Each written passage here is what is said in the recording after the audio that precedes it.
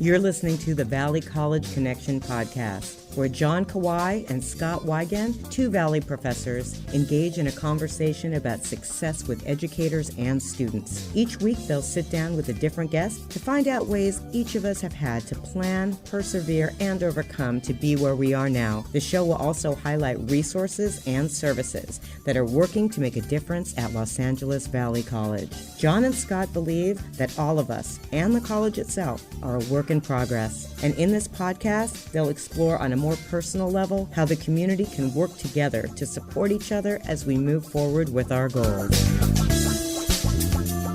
We are so happy today that we are joined by Dr. Llanet Martin, the Associate Dean of Student Equity here at Los Angeles Valley College. Thank you for being here today, Llanet. Thank you for having me, John and Scott. Truly our pleasure. We wanted to start off with, just to set the context and get a little bit more information about your backstory, what your pathway was, what your journey experience was that really brought you here to Valley College. And so you can take it as far back as you'd like to, but sort of walk us through your high school, college experience, anything that you care to share. Thank you. So it is a huge honor to be here and to be interviewed, and hopefully that our students will be able to get a chance to hear this podcast and several of the other podcasts. So thank you for thinking of me. I think that because I've come for full circle, I'm going to need to start at the very beginning of my upbringing. I was born and raised in Koreatown. My parents immigrated to this country like many, many immigrants seeking for opportunities that they didn't have in their rural town of Mexico. They were farmers and came from very large families and immigrated to the United States because they did not have access to formal schooling. In fact, my parents have less than a third grade education. And so when we got here, or when my parents got here and later I arrived, it was really important that all of my 6 siblings and I went to school, were successful in school, earned whatever degrees we wanted. So we had education at the forefront of everything we ever did, despite the fact that our parents didn't have access to schooling. So they knew that education was important and they valued it, and they encouraged us to just go to school and learn and be hungry for any kind of knowledge. And so for me, going through the educational system, I was a part of the LAUSD school system. I spent my first 5 years of school at the local elementary school, learned to love diverse people in Koreatown. It's very diverse. Learned to love reading. And I share this because later in life it became really important. My love of reading has formed a lot of what I do in life. And so fast forward, I was a part of the LAUSD integration project, which happened in the 80s and 90s, in which students from urban communities were bused out to suburban areas, Palisades, Woodland Hills, different areas in the valley. And I was bused to Hale Middle School and then El Camino Real High School. And where are those at? Those are in Woodland Hills. Oh, okay. So okay. I was a student who was on a bus for 2 hours a day for 7 years of my life. Wow. In order to access schooling that was adequate, because the schools in my neighborhood were under-resourced. Class sizes amounted over the 30, 40, 50 number. I used to hear stories of my neighbors who would sit in milk crates sometimes, who would share books, who had pages missing from their books. And I fortunately didn't have that. So from an early age, I knew that 1, education was important, and 2, that not all schools were designed the same, or not all schools were providing the same types of supports and services to students. So how were you accepted once you were bused to Woodland Hills? So I think I fit in fairly well. I was the 5th born in my family, and so all my older siblings had already gone through the process, and they did a lot of coaching. Mm-hmm. They shared the Valley accent a lot. That was the big thing that was shared. They're like, everybody says like all the time. And, oh my God. And I thought, okay, well, that's fine. I'm watching 90210, so it just seems like the show, for those of you who are not familiar with Beverly Hills 90210. Right. So, it just seemed like, okay, people are different, and I'm surrounded by different people here, so it's not that shocking. I feel that I fit right in, thinking back, but I know that I wasn't given access to certain courses either because I was bussed in or because I was placed on a different academic track. Like I said, I always loved reading and writing, but I was in just general education courses. Some of the academic AP and honors classes were offered either before school or after school, so sometimes scheduling was an issue because I took a 1-hour bus to get to the school. Right. So a lot of those things set the tone for my middle school and high school experience, and then when I graduated high school, I was a good student. I loved learning, but I didn't see myself as college material at all. I thought people like me who are poor, who are working class, who are not in AP and honors classes, don't go to college. You either have to have money or you have to be really smart. And I had neither of those two things. So but I also was raised to believe that education was a very important thing. So I thought, okay, well, yeah. Can I ask you about that for just a second? So you said that you were the fifth born in a family of 6 siblings. Where do you think your parents' idea that education was so important came from, being that they didn't have an education beyond 3rd grade? Was it because of that they felt education was so important? Because I know in some of the other stories that we've heard that sometimes it plays out the opposite way, where the parents might be more or less inclined to encourage their kids to go to school if they didn't go to school. Yeah. What do you think set your parents apart? Did your siblings pursue higher education as well, or? My dad, I grew up in a traditional Mexican household in which the male was the breadwinner and the female stayed home, and that same narrative shaped my parents' experience. So in my mother's household, so my dad had access to 3rd grade education, which was kind of a huge investment in their family. Only the males had access to schooling. Same thing happened with my mom's family. So my mom is one of 12 women in her family, and there are 4 males. So it's one of 16. Wow. Yeah. Big family. Huge family. And so only the men got to go to school. And so I think back to my feminist thinking and ideology, and I know that it comes from my mom because she experienced America in a very awful way because she did not speak the language. She did not have any schooling, and she felt very marginalized. And growing up, she said, I want you to know how to advocate for yourself. And I know that education is the way that you'll be able to do that. Right.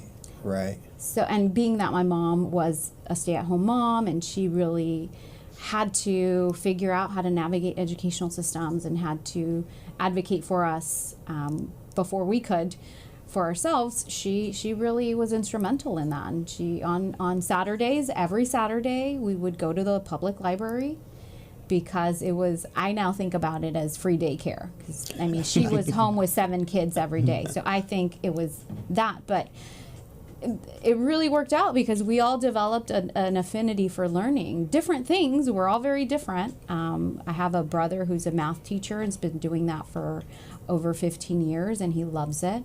I have a brother who is a mechanic. He's been doing that his entire life since he was in high school. My sister's working on a PhD in microbiology. She's the scientist. She's in Iowa doing that.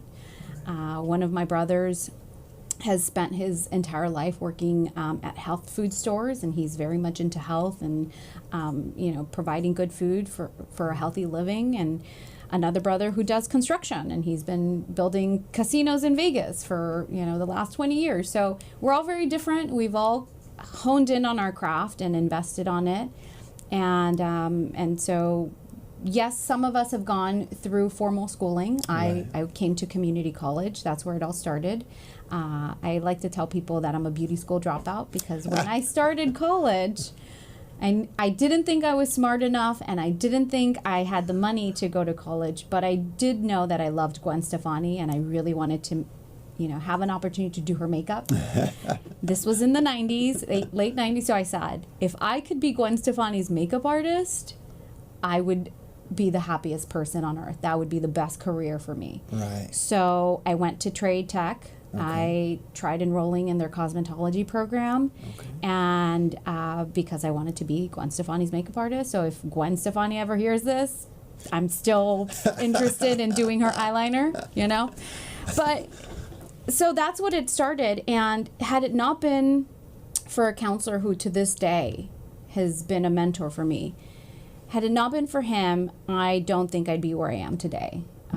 I was, this person knew the Latino experience. And I say that because he came from an immigrant background, and he sat me down that first day when I said, I want to be a cosmetologist. I have a whole plan, like many 18-year-olds, I had a plan. And this was at Trade Tech? This was at Trade Tech. Okay. And so I get there, I talk to this guy, and I'm like, how do I do this? I don't know anything about college, but I know you guys have a cosmetology program, and I want to do her makeup, so I need that degree. So how do I do this?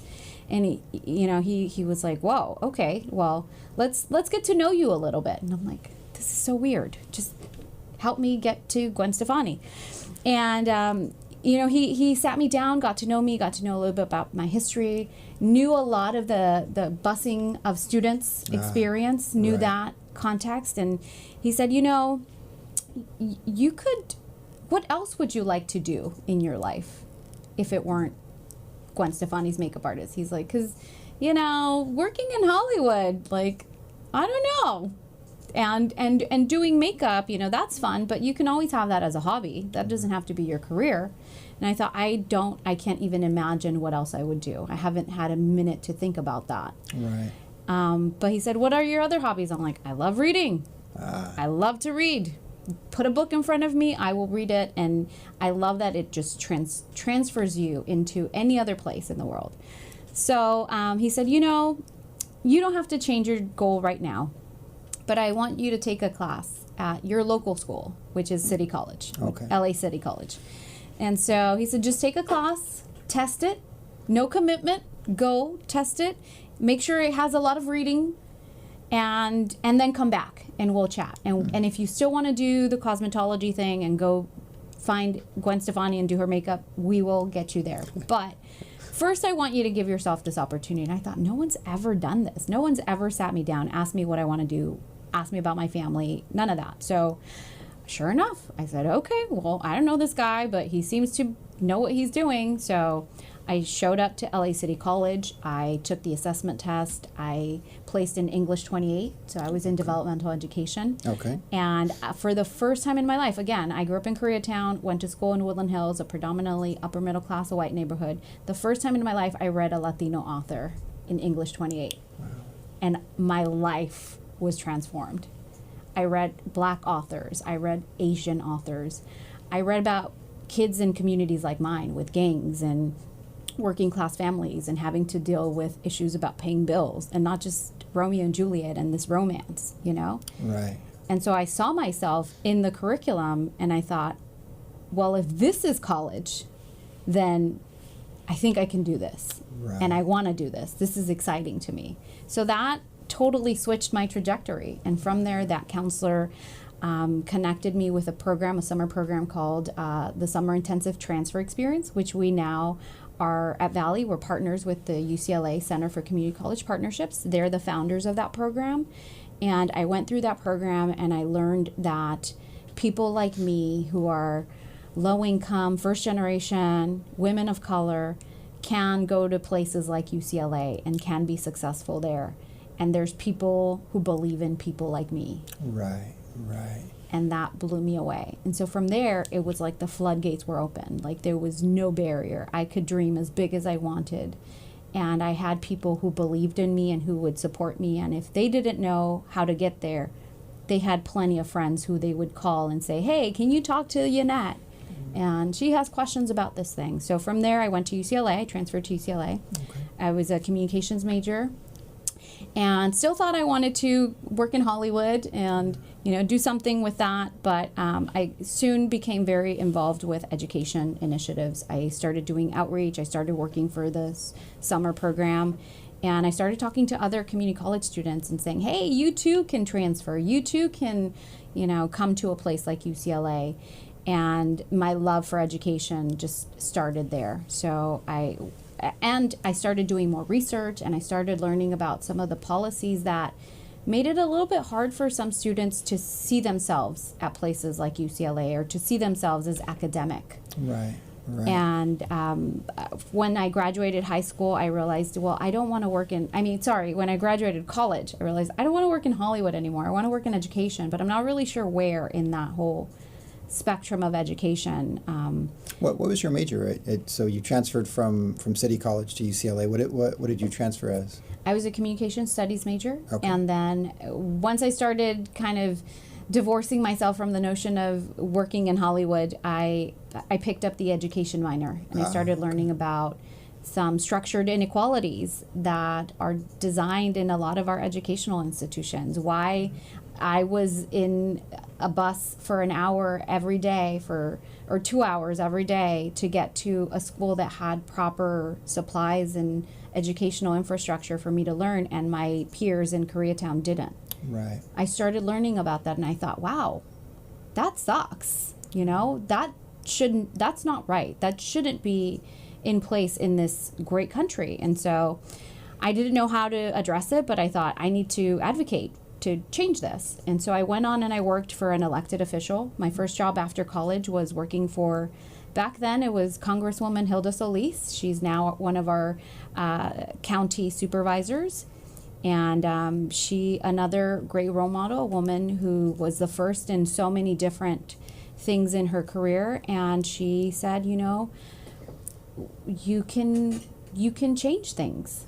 She believed that as people, we can advocate for inequities and roll up our sleeves and do something about it. So from there, she encouraged me to continue education. She said that, if you want to make change, you're going to need degrees that say you have knowledge to implement those changes. And so I said, okay, what do I do next? She encouraged me to apply to Ivy League schools because one of the things I learned from her is if you're going to do anything, make sure you're the best at it. Okay. And so, or at least try to be the best at it. Right. And so she encouraged me to apply to all kinds of schools, but definitely said, if I'm going to write you a letter of recommendation, you have to apply to Ivy Leagues. Okay. And so there you go. So I said, all right, well, I really want to go to UCLA again because I love that place. Right. But I will apply to Ivy Leagues. And I mean, here I am, a recent UCLA grad. I didn't really know what an Ivy League was or where they were or what that meant. Right. And so she said, apply to Harvard. Okay. And of course, I looked into it, and there was an application, filled it out, sent it in, had no idea that I was about to embark on one of the craziest things of my life for me and my whole family. Yeah. So Let me ask this. Yeah. Do you find that your non-traditional background made you more attractive to Harvard? Because I think part of the problem that we have over here is that I keep talking to students who keep telling me that I'm off track, I'm a little late, I don't look like everyone else. And I keep telling them, apply to a private school because that's who they're looking for. Yeah. What they have is a bunch of cookie-cutter kids that all went to band camp, right? And their classes are boring. And that if you have seen a portion of the world that these kids have only read about, you all of a sudden become a valuable asset to the school. Do you find any part of your history was, in particular, Harvard was attracted to, or? I think so. Mm-hmm. And I later sat in admissions committees at UCLA, so I know so. I think, and having been in a class, so I applied to Harvard, got in to the School of Education, and I focused on education policy because I realized, okay, policy is how you're able to change things. Wait, I have to pause right there. So yeah. what was that like? I mean, even to get the acceptance letter, I mean, for you and your family there, because you're telling a story to us here that you graduate high school without any idea really about college or wanting to do college with a certain set of aspirations, and then kind of piece by piece, you're introduced to other individuals who keep believing in you and encouraging you and sort of helping you to see, hey, there's all sorts of possibilities for what you could do. And it seems like the picture gets bigger and broader in terms of what you're capable of doing, to the point where you have a degree from UCLA, someone's telling you, hey, keep going, apply to Harvard, and now you get accepted to Harvard. Like, what did that experience feel like? That was, I think, the biggest shock of my life. It was the most exciting, but the biggest shock of my life. And I still remember exactly what happened. The day before I applied to other schools. The day before I got my first denial from Berkeley, from their ed policy program. And I thought, they lied to me. I'm not supposed to go to grad school. Grad school's so hard. Right. Maybe UCLA made a mistake when I got in, but now I have a degree, so they can't take it back. And I was at a very low point that day. And I remember working late and just said, I guess I'm going to be the best staff member for Hail de Solis, because I don't think I'm getting into Harvard or any other place. If Berkeley rejected me, there's no way an Ivy League's going to accept me. Yeah. And I applied to Penn and Michigan and UCLA and USC. I applied to several places. And so that day I was working late because I thought, I'm going to be the best staffer I am. Put in the extra hours. Yeah, I will, because this is my future. I'm not going to grad school. And I remember taking a pause and checking my Gmail. And I was getting all these like random newsletter updates from different schools. So I saw a Harvard thing, an email from Harvard, and I thought, okay, maybe they're announcing something, like look at this article or something. So yeah. I click on it, not thinking this is admissions related, because I was expecting an envelope. Yeah, right. And so I open it, and the first thing I read, like my eyes just go straight to the congratulations. There's text and stuff, right? They say thank you for applying and all those stuff, but my eyes went straight to congratulations, and I'm like, wait a minute.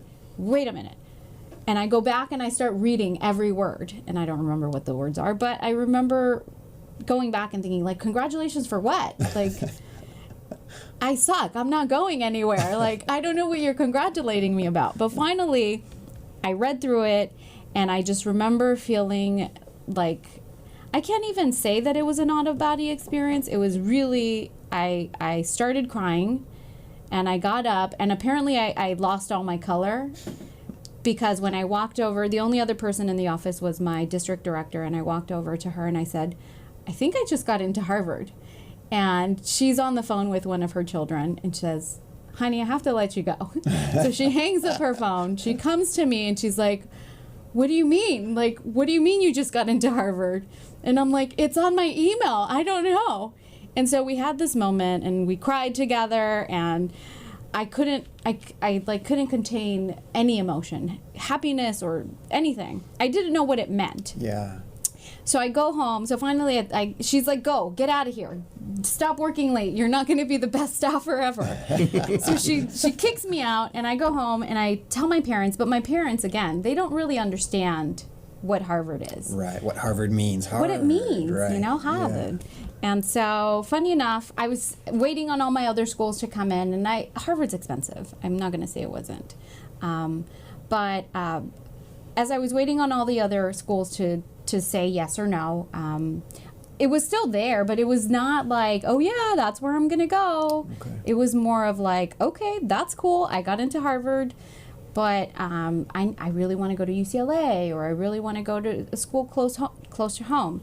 So once I got all my admissions letter, and it was close to June 1st, or May 1st, whenever you have to make the decision, I was home with my parents watching Univision, which is, for those of you who don't know, a lot of Mexicans and Latinos watch Univision. This is prime television for us. And former President Vicente Fox is on the news. And they always have kind of like a title down at the bottom and some kind of script describing the person. And at that point it said, Vicente Fox, Harvard Kennedy School of Government alumni. And I'm like, oh, shoot.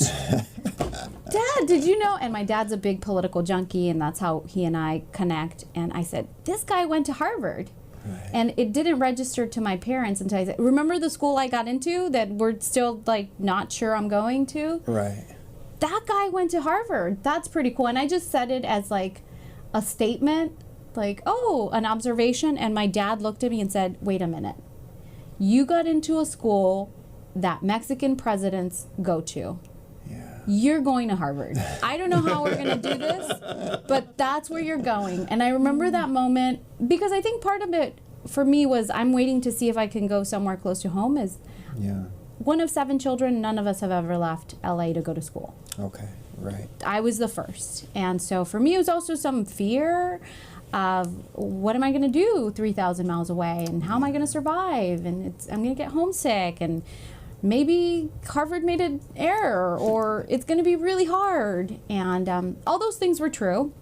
But I now knew that I had my parents' support. Okay. And that they now understood what Harvard meant and that it was a big deal. And, you know, now I understand fully what it meant. It's the first institution of higher learning founded on this entire country. So that's pretty cool. Right. So I went to Harvard. I had an amazing experience. And going back to your question, John, about do you think some of, you know, your unique experiences and upbringing had something to do with it? And I would say yeah, because my classmates were so diverse from all over the world. So exponentially much more diverse than my neighborhood and my community, but it was amazing. Everybody had so many amazing experiences. Not everyone was born and bred to go to Harvard, although a lot of my classmates were. They were legacy admits, you know, their parents and their grandparents and their aunts and everybody went to Harvard. And I was like, whoa, I am the only one. And so me and my LA friends created a little clique and we hung out together and studied together and took classes together, and we just really formed a huge bond. And that is one of my strongest peer groups that I have to this day. You know, Right. we just celebrated 11 years of friendship, 12 years of friendship almost. And they're my family. They're my extended family. So I went off to Harvard, came back because Boston cold is very cold. It's not for me. I love sunshine. And I also came back because I knew the work that I needed to do was here. I knew that there were more people like me who felt lost, who didn't believe that people like us belong in places like college.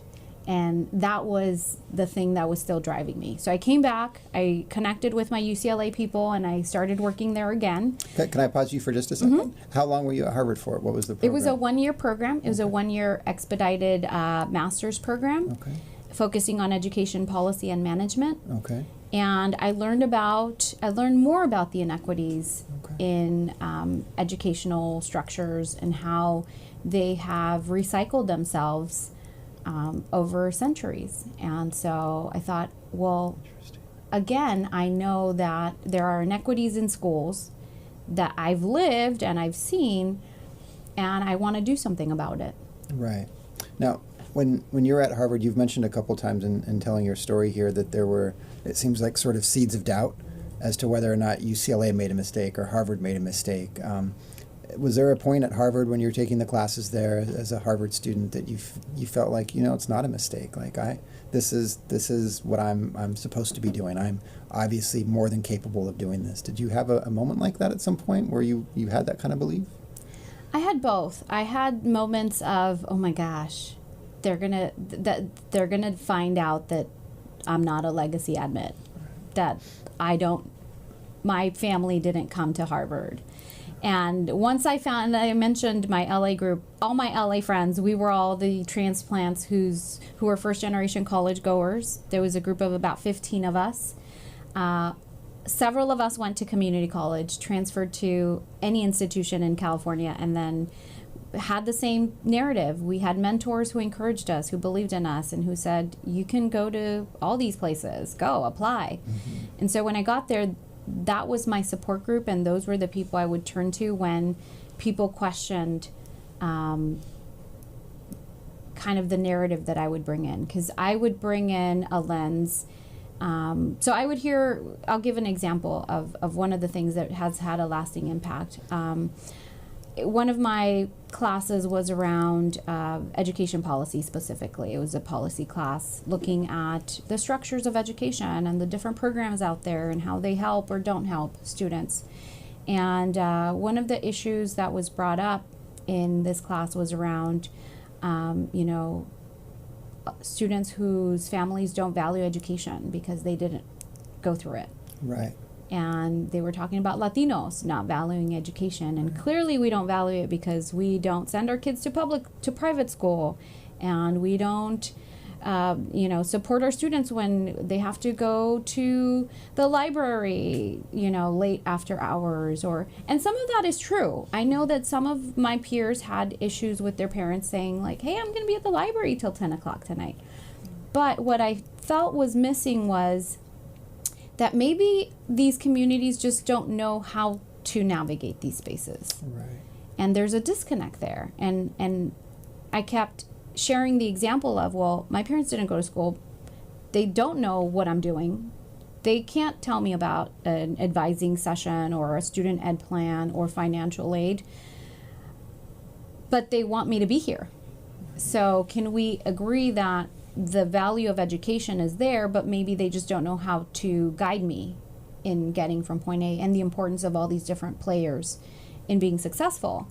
And so I remember faculty challenging me, and faculty at Harvard are very well-known people who have high levels of scholarship, who are advisors in their Department of Education. And I remember hearing that and thinking, wow, maybe I have it all wrong. Maybe I'm not supposed to be here.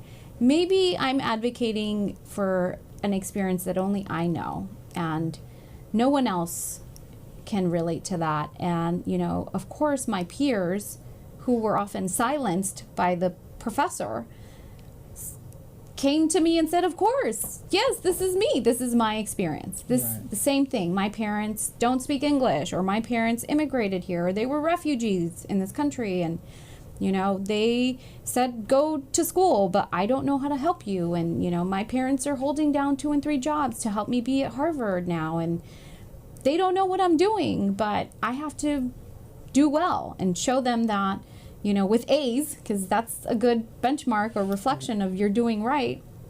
That's how I can show them that I'm doing what in fact they want me to do. And so I understood that there was a huge disconnect in cultural capital and what is valued and what is exchangeable, and then where are the gaps in which there might be a value for something, but we just don't understand how to make that happen.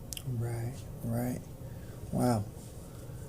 Well, I think part of that experience shows how important it is for people from populations that usually aren't represented in academia to actually push themselves to be there, because that conversation isn't had if you're not there. Right. And I think the problem that we have is that, I always try to push my students to let's think about what's the Dare to Be Great school, and let's shoot for that. Because they usually tell me that, but I don't belong there. I'm like, you don't belong there, but you need to be there. This voice and this experience, this wisdom is something that informs the school, and the schools know it. Right? Because you don't really know what your blind spots are until somebody comes there and says, you're wrong because I lived that experience. And to have the courage that you're explaining, to be able to push back against a narrative like that, with Harvard at faculty saying one thing and you're saying, no, I don't think so. That's not my experience. I mean, that takes a lot of courage for a student to be able to do in any capacity. And as you were starting to explain before I interrupted you, and I'm sorry, that seemed like that was sort of the next sort of steps along what you wanted to pursue as you finished Harvard and came back to Los Angeles. Right. And I would love to say that I did that a lot, but I learned very early that you don't challenge those professors very much and get a good grade. Right. So you got to play the game, right? You have to play the game. So I learned that, and I thought, whoa, okay, well, maybe I just need to advocate in a different way. Right. And what it forced me to do was find the scholars who painted a different narrative. Yeah. And that's it meant I had to work that much harder. It meant I was at the library till 2 a.m. instead of 10 p.m. like some of my peers. And I felt like I always had to work harder. I was on a bus for 2 hours for 7 years of my life just to get a basic high school diploma. Whereas other kids might have just walked to that school from their house. Kids, all my friends, would roll out of bed at 6:50 and run down the hill and show up just in the nick of time. And that's just I'm not saying it, I mean, I'm a little jealous that they got to sleep in a little bit, but, that was just it. I just had to work harder. So it was not that much different from my experience for all those years. So I just put in extra work, and I found those scholars, and I learned about critical race theory and critical literature and all these different policies that have been restrictive, housing covenants and, race quotas and legacy admissions and all these different things that advantage some people and inherently and institutionally disadvantage some people. And generally the people disadvantaged are people who come from low-income backgrounds, are people of color, and are people who don't have a seat at the table. So going back to your statement, John, part of my driving force to get a PhD and be the first in my family to have a PhD was that specifically, to be able to have a seat at the table. And so when I got into UCLA's PhD program, come hell or high water, I'm going to go and I'm going to finish and I'm going to write about students of color and about their experience, and I'm going to use critical race theory, and I'm going to make sure that the students are the driving voice of my dissertation. And that's what I was able to do in that space. My dissertation focused on the experience of community college students and how through a summer program they were able to go from believing in the deficit model of people like you don't go to places like UCLA, and then through the course of a year and different programming, getting to a point where they believe in themselves and then being able to advocate for themselves and for their peers. And so it's been 4 years since I published my dissertation, and I still keep in touch with the students in my dissertation, and some of them are now graduating from UCLA, going on to law school, and so you see the impact, the ripple effect that happens from that. And so if enough of us get to places where we are making policy decisions and teaching classes and trying legal cases and, identifying groundbreaking medicine, then we will change the way the world looks at people like me. So once you finished UCLA, what was your first job? My first job out of UCLA with the PhD, I started by using my new gained skills as a researcher. So I started doing a lot of volunteer work with the community college district with LACCD through one of my mentors. He put me on a number of different projects. At that point, there were a lot of new initiatives coming down from the state. So that was 2014.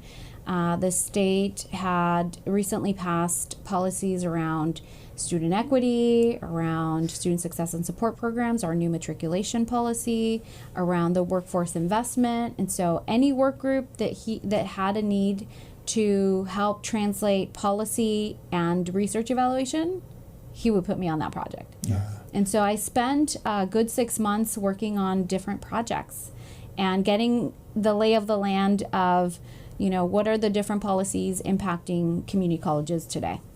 And so from there, I was able to get my first job at Mission College after meeting the college president there and sharing with him some of the projects that I had worked on.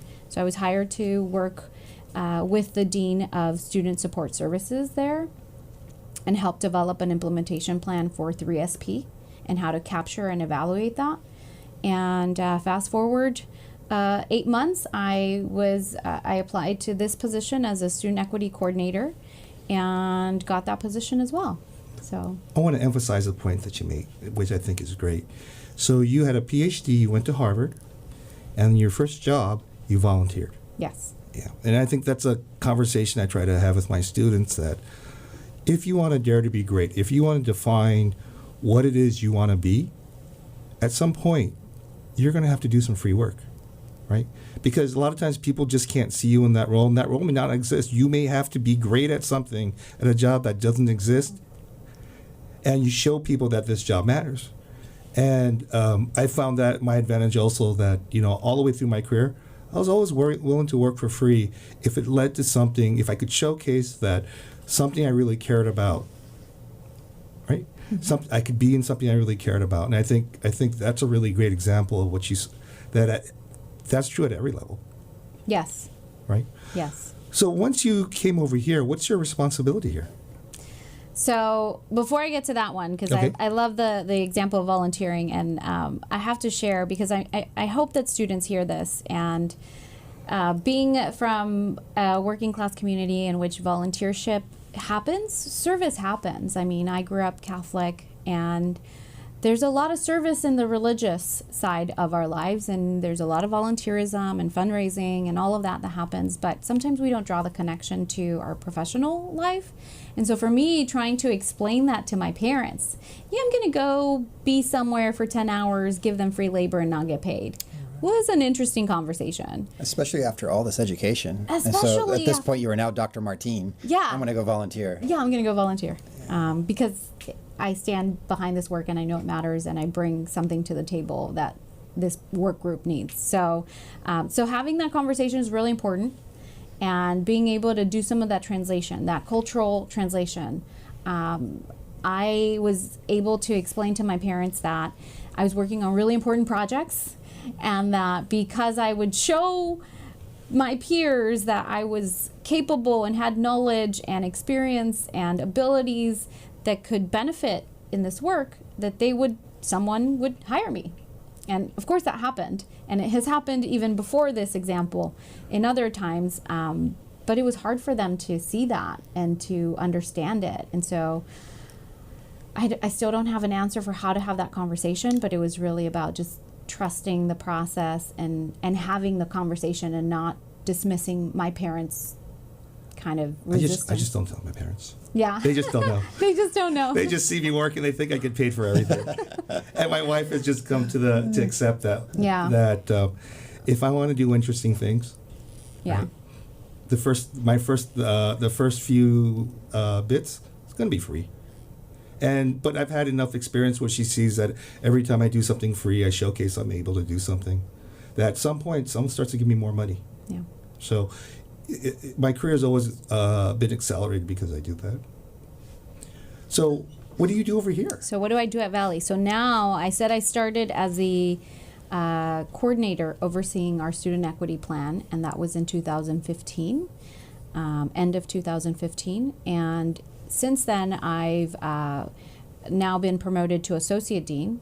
Went through the hiring process, submitted all of my years of experience and training for that, and applied.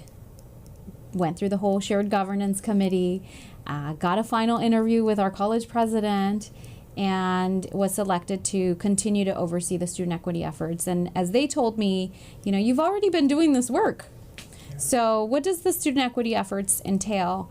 The state, like I mentioned, in 2012 passed several policies that were focused on helping community colleges, first of all, see the inequities, and second of all, offer some funding to try to rectify and change those inequities, change the way we do business at the college. So I have the privilege of working with folks across the campus in student service, in academic affairs, in administrative services, directly with students, indirectly with students, with professional development. I oversee 14 different initiatives across the campus, each initiative trying to institutionally change the way we do business if there's an equity gap there.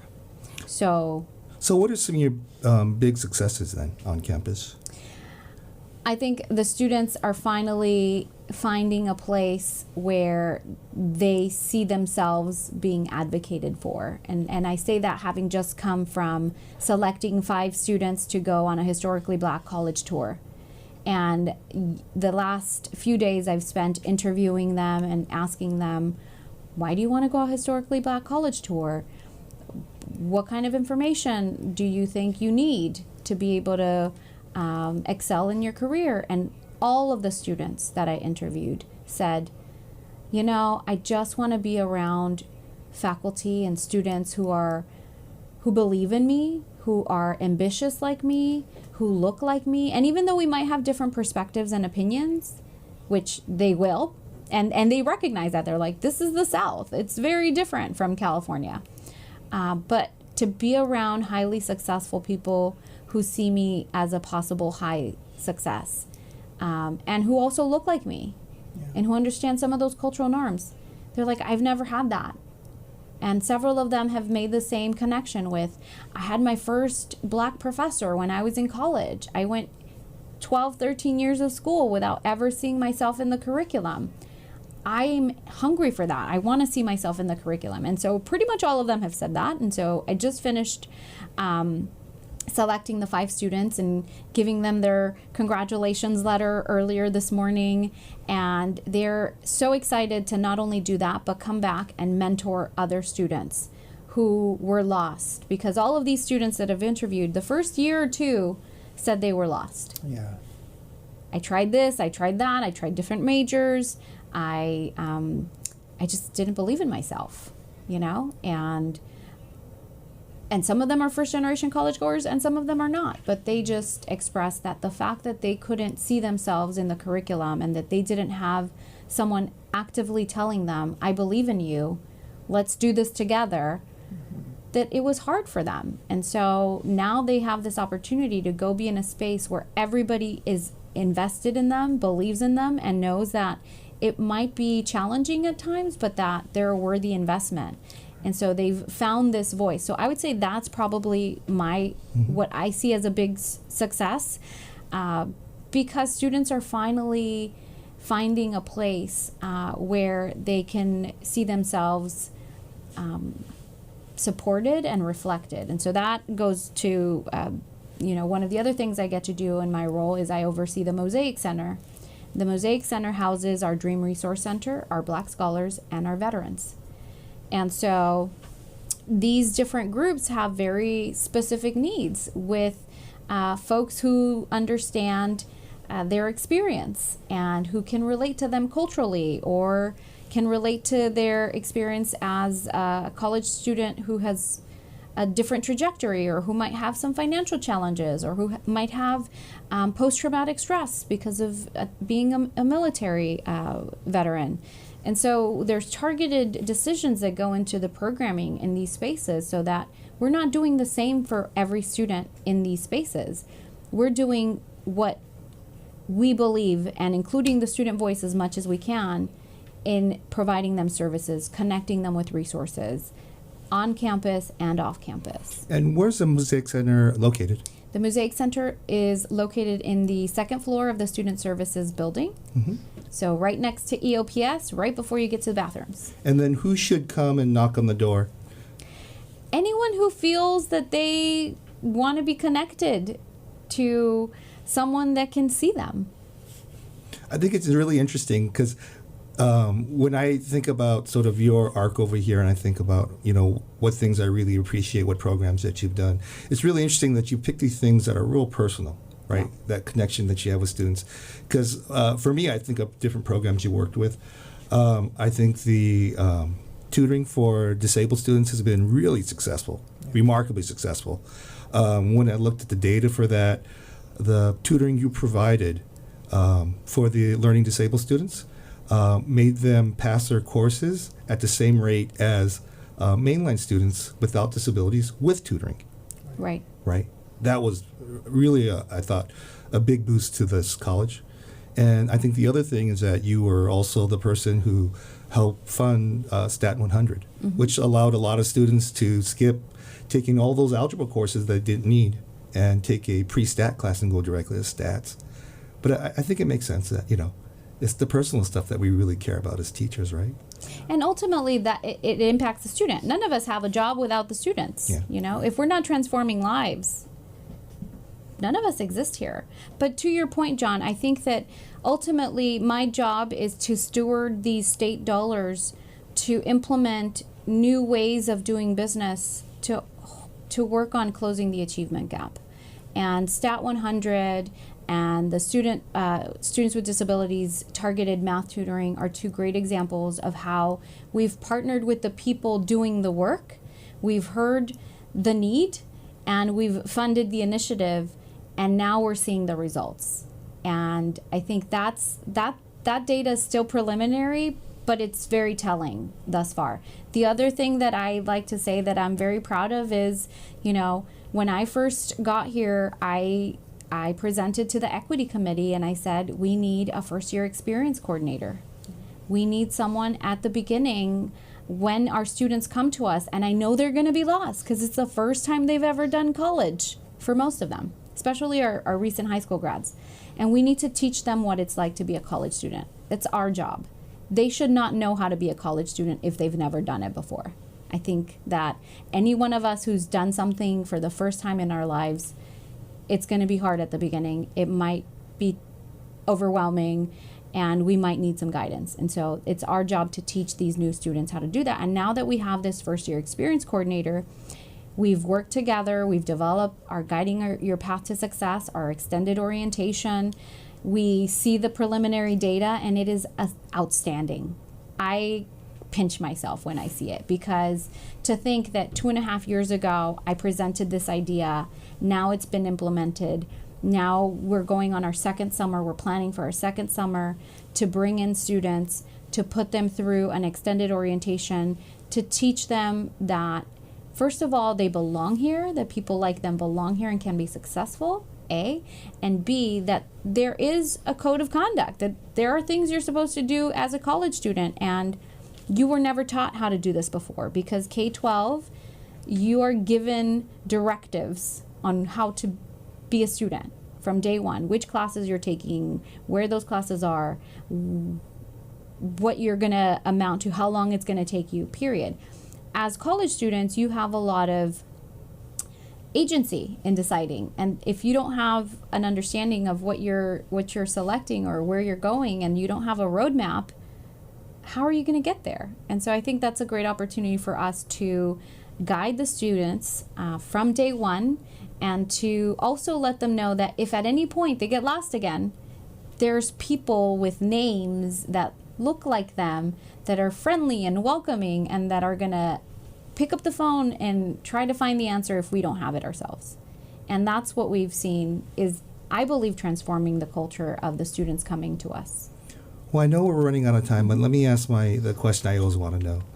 If you were going to talk to yourself back when you were walking to trade school, trade tech, looking to be a makeup artist, what advice would you give yourself?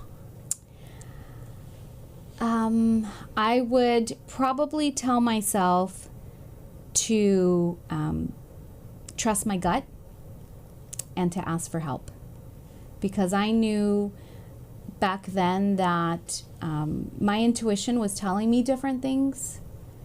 I knew that I had a passion for learning, but I also was lost and I didn't know how to ask for help. And so those would probably be the two pieces of advice that I would give anybody going into anything new that's scary, that is trailblazing. Trust your gut. Your gut's going to tell you a lot, good and bad, and ask for help. I have to say that in listening to your story, Llanet, I'm inspired sitting here, and I want to thank you for taking the time to come in and share with us. Another word that comes to mind that I feel like sort of encapsulates a lot of what you shared is this idea about the power of belief, and the belief that other people had in you, and the belief that you came to have in yourself. And I think there's some of that same belief that you carry with you here at Valley College in terms of what we're able to do, what the vision looks like for what's possible for our campus. And again, I find that belief and that optimism incredibly inspiring. And just want to say thank you. Thank you for being here today. Thank you for being at Valley College. Thank you, John. Yeah, thank you. Thank you both. And I always look forward to working with both of you who I know that if I need a second in the room, I can count on you two to make sure that gets done. So thank you for the work that you're doing and for being partners in this effort.